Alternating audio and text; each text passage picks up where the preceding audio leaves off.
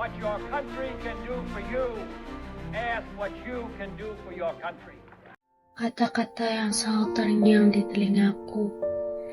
Apa yang telah aku berikan kepada negara ini? Terkadang aku berpikir, dari mana semua fasilitas yang aku rasakan saat ini berasal? Apakah pemerintah hanya memberikan secara cuma-cuma?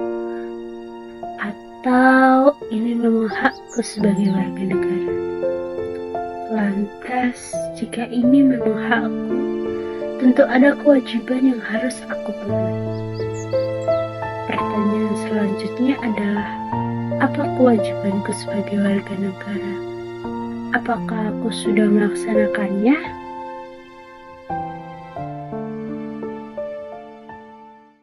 Hai, saya Brilian. Saya berasal dari Dusun Tuguran. Umur saya 20 tahun. Dan kini, saya merupakan pengusaha pertanian dan bibit. Di balik usaha ini, ada sebuah tanggung jawab dan kewajiban yang harus saya jalankan, yaitu... Waalaikumsalam, lagi ngapain sih? Kayaknya pusing banget. Ini loh, bentar lagi tuh batas akhir pembayaran pajak kan. Tapi tuh aku nggak tahu berapa besaran pajak yang harus aku bayar. Terus juga aku nggak tahu cara ngitungnya tuh kayak gimana. Kenapa sih ribet-ribet bayar pajak? Emang kamu nggak takut apa kalau nanti dikorupsi? Ngomongnya kayak gitu, nggak boleh kayak gitu. Lagian nih ya, bayar pajak itu adalah kewajiban kita sebagai warga masyarakat Indonesia. Terus juga menurut kamu fasilitas-fasilitas yang selama ini kita dapat dari mana kalau nggak dari bayar pajak? Lagian ya, menurut aku kan sama aja ketika kita bayar pajak terus dibelikan untuk fasilitas dari pemerintah untuk kita juga. Jadi dari kita untuk kita. Ya juga sih ya, tapi males nggak sih ribet gitu? Ya sebenarnya aku juga belum tahu sih gimana cara ngitungnya, terus juga gimana besaran pajak yang harus aku bayar, berapanya. Nah makanya dari situ mending kamu bantuin aku deh cari informasi tentang itu. Yuk. Oke deh.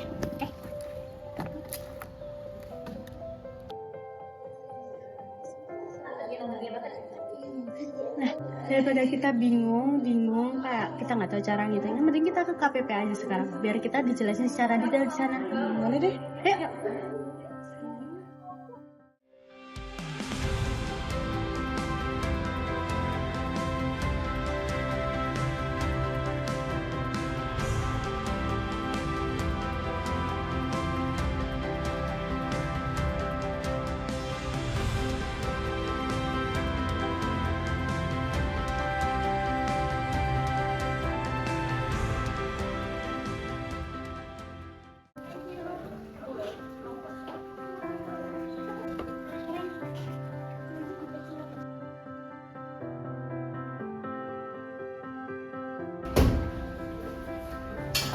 Selamat siang Ibu, silakan duduk. Jadi begini Bu, saya itu kebetulan sebagai pengusaha toko bibit dan pertanian dan statusnya adalah pembayar pajak perorangan pribadi. Nah saya tuh masih bingung Bu, bagaimana saya tuh menghitung pajak yang harus saya keluarkan gitu. Baik Ibu, saya akan membantu menjelaskan bagaimana perhitungan pajak Ibu agar tidak lebih ataupun kurang. Memang terkadang itu pajak sulit ya untuk dihitung, akan tapi saya akan menjelaskan dengan bahasa yang lebih sederhana. Mari kita hitung terlebih dahulu pengeluaran Ibu terlebih dahulu. Ini Bu, terkait laporan keuangan dari toko saya, mohon dicek dulu. Baik, saya cek terlebih dahulu ya Ibu. Di sini data laporan keuangan Ibu, total omsetnya Ibu per orang itu adalah 6 miliar ya. Nah, di sini berarti Ibu sudah termasuk kategori PTKP, yaitu penghasilan kena pajak. Artinya Ibu harus membayar pajak dan wajib menyetorkan SPT tahunan, begitu. Betul Bu, omset saya itu sekitar 6 miliaran. Namun di bulan Januari sampai dengan November saya sudah membayarkan PPh 25 sekitar 60 juta. Dan saya juga masih bingung berapa banyak nominal yang harus saya bayarkan dengan pajak terhutang yang saya miliki.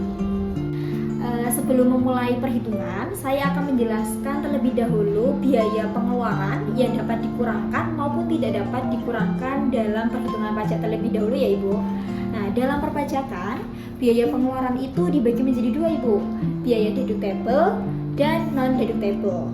Kalau biaya deductible itu adalah biaya yang terkait langsung dengan kegiatan usaha dan dapat mengurangi penghasilan bruto. Contohnya seperti sewa tempat usaha, gaji pegawai, biaya listrik dan air, biaya barang dagang, dan biaya promosi.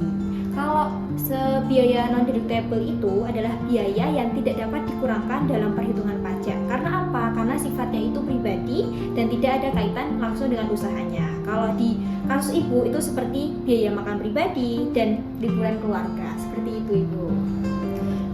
Berarti liburan keluarga saya yang kemarin itu tidak bisa mengurangi perhitungan ya? Betul sekali Ibu, mohon maaf ya untuk liburan keluarga Ibu kemarin belum bisa mengurangi perhitungan pajak seperti itu Bu. Oh gitu. Oh ya, saya pernah dengar yang namanya norma perhitungan.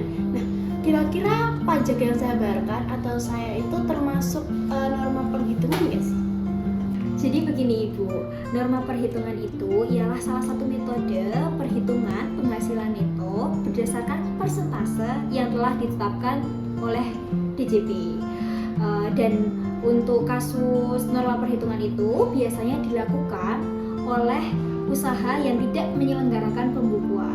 Akan tetapi dalam kasus Ibu kan sudah mencapai omset 6 miliar. Itu artinya Ibu sudah harus wajib melakukan pembukuan dan tidak dapat menggunakan metode norma perhitungan. Seperti itu Ibu.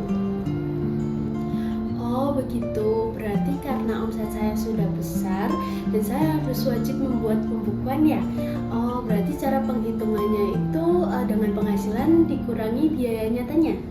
Tepat sekali Ibu. Jadi perhitungan pajak Ibu itu berdasarkan realisasi ya, bukan dengan estimasi. Agar apa? Agar perhitungan pajaknya itu lebih akurat. Selanjutnya mari kita hitung pajak terutang Ibu terlebih dahulu. Baik Ibu, yang pertama kita harus menghitung seluruh pengeluaran Ibu terlebih dahulu. Untuk pengeluaran ini yang tadi sudah saya jelaskan untuk biaya deductible. Yang pertama itu dalam data Ibu adalah sewa tempat usaha ya, sekitar 300 juta. Untuk gaji pegawai itu 320 juta. Biaya listrik dan air itu 180 juta. Modalnya 2 miliar 500 juta. Untuk biaya promosi ada 700 juta. Dan seluruh total biaya deductible Ibu adalah 4 miliar. Kemudian dari hasil penjumlahan biaya deductible kita kurangkan dengan total pendapatan Ibu selama 1 tahun yaitu sebesar 6 miliar. Jadi penghasilan neto Ibu adalah 2 miliar. Selanjutnya dalam data Ibu juga Ibu termasuk wajib pajak, tidak kawin dan tanggungan 0. Jadi itu bisa mengurangi pajak, yaitu bisa mengurangi 54. Jadi PTKP yang Ibu dapatkan yaitu 54 juta. Jadi total penghasilan yang kita akan hitung dengan tarifnya itu 1 miliar 946 juta. Nah, selanjutnya untuk mempermudah Ibu menghitung, kita bayangkan pajak itu seperti tangga 4 ya Ibu. Jadi setiap tingkatnya itu mempunyai tarif yang berbeda-beda.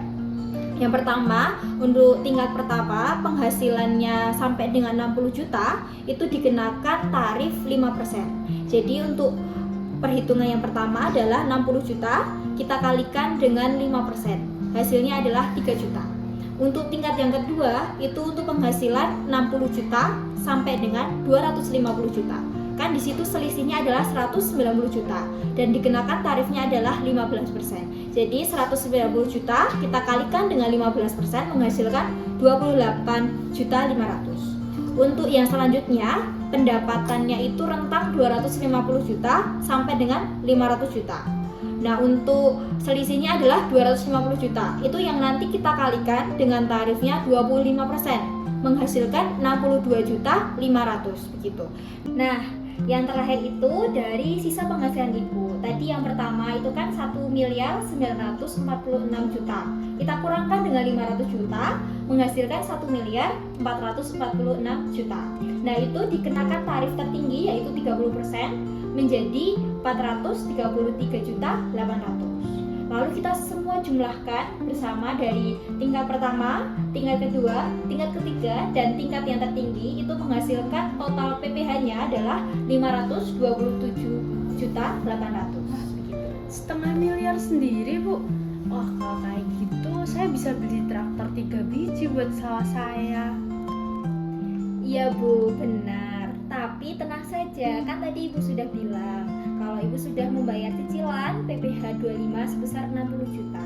Dan itu berarti akan mengurangi total PPh Ibu. Jadi 527.800.000 kita kurangkan dengan 60 juta menghasilkan 467.800.000. Berarti itu adalah angka yang harus Ibu bayarkan di akhir periode pajak. Alhamdulillah, berarti yang saya harus bayarkan sekarang cuma tinggal 467.800.000 ya, Bu ya? Betul Ibu, saya ingatkan ya Ibu harus membayar pajak jangan sampai melebihi akhir periode pembayaran pajak. Agar apa? Agar tidak terkena denda.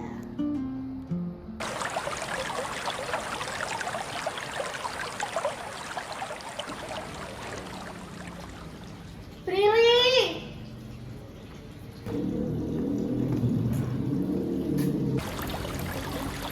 Pajaknya udah dibayar belum? Nanti dikejar-kejar loh. Dikejar sama siapa sih Bu?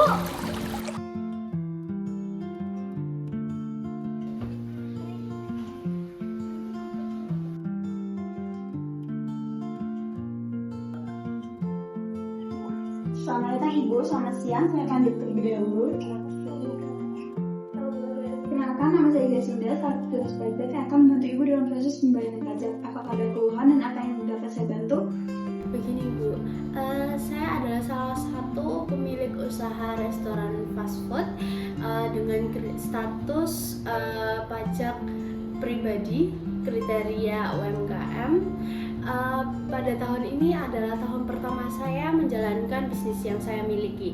Nah, saya tuh bingung bagaimana saya menghitung pajak yang harus saya bayarkan. Ibu, saya paham atas kenaikan Ibu alami sebelumnya. Bolehkah Ibu jelaskan terlebih dahulu terkait omset yang Ibu dapatkan dari restoran fast food tersebut? Jadi pendapatan bruto saya itu dari usaha restoran fast food ini sekitar 35 juta per bulan.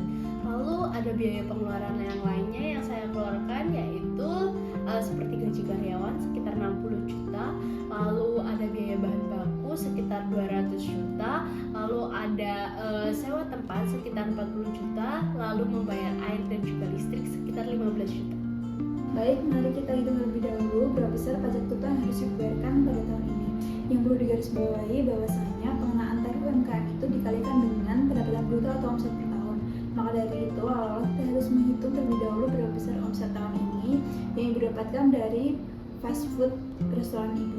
Omset per bulan Ibu kan sebesar 35 juta, kemudian dikalikan dengan 12 bulan menjadi 420 juta. Nah, 420 juta ini menjadikan omset Ibu selama setahun. Akan tetapi, berdasarkan UU HPP tahun 2021, batas dikenakan UMKM apabila usaha tersebut telah mencapai omset 500 juta per tahun. Tetapi jika belum mencapai batas tersebut, berarti usaha itu bebas dari tarif PPh final 0,5%. Jadi, usaha restoran fast food Ibu ini tidak dikenakan tarif PPh final 0,5% atau bisa dikatakan pajaknya bernilai 0. Hah? Serius Bu? Terus ngapain saya kesini datang panik-panik? Dari dulu nih Ibu kesini walaupun belum terkena pajak PPh final 0,5%, Ibu harus tetap kesini ya untuk lapor. Oh gitu ya Bu. Baik, terima kasih atas penjelasan dan waktu yang sudah diberikan kepada saya. Sama-sama Ibu, kalau ada kesulitan dalam proses pembayaran dapat langsung hubungi kami untuk kami bantu ya. Terima kasih. Terima kasih.